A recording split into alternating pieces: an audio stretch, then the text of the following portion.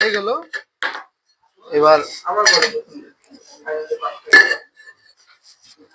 Finally পাকটা হয়ে গেল। এবার দেখুন আমি ইলিশ মাছের পেটি বানাচ্ছি। ইলিশ মাছের পেটি, বুঝতেই পারছেন ইলিশ মাছের পেটি আপনারা দেখে নিন কি করে বানাই। এটাকে সমান ভাগে দুটো ভাগ করে নিতে হবে। এই সমান ভাগে দুটো ভাগ করে নিতে হবে। সমান ভাগে দুটো ভাগ করে নিতে হবে।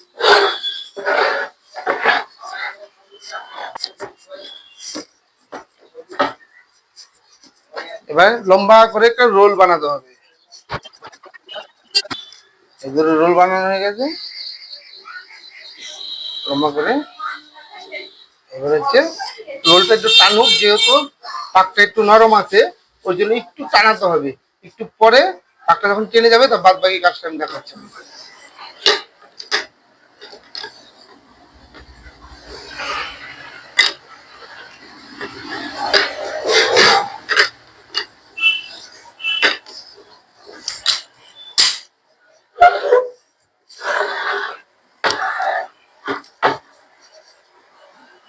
এই দেখেন,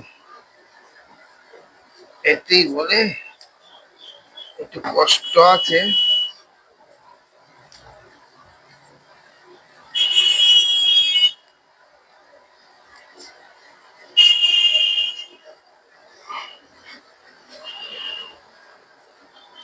এই পাশটা করে নিলাম, আবার এই পাশটা করে নিলাম। সমান হলে ভালো হয়। এইবার এই যে দুই সেটে মালগুলো বাড়তি এক্সট্রা মালগুলো থাকবে, হ্যাঁ, এই মালগুলো দেখেন কি বানাই।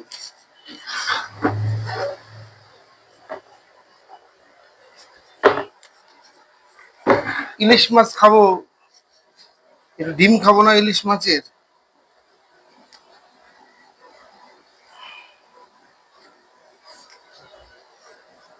এগুলো হয়।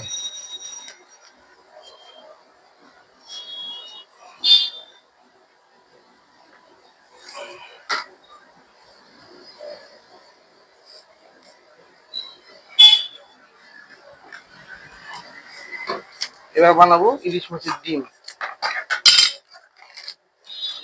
হালকা খাবার রং, আর এস মার্কা খাবার রং। এই রংটা খাবারই, কিন্তু মিষ্টির দোকানি রংটা চলে।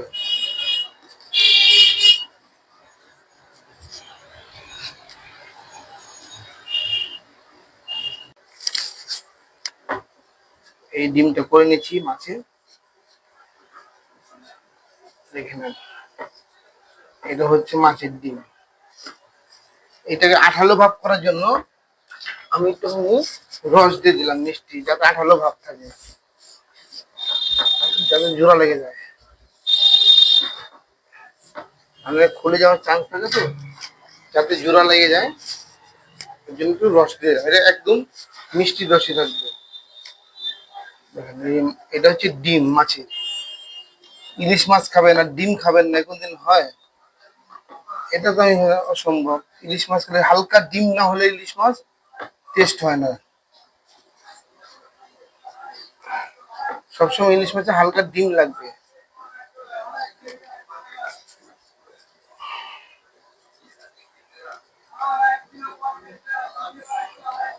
যেহেতু পাকটা একটু নরম হয়ে গেছে তাই একটু অসুবিধা হচ্ছে।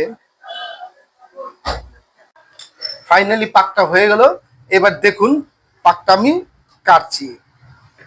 এ দেখেন ইলিশ মাছ।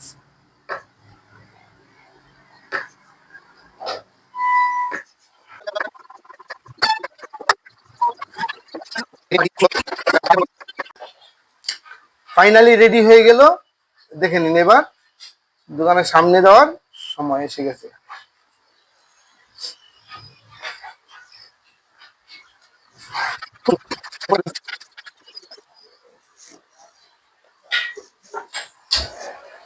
এই তৈরি গেল, দেখে নিয়েছেন, খুব সুন্দর। খাবেন আর বলবেন।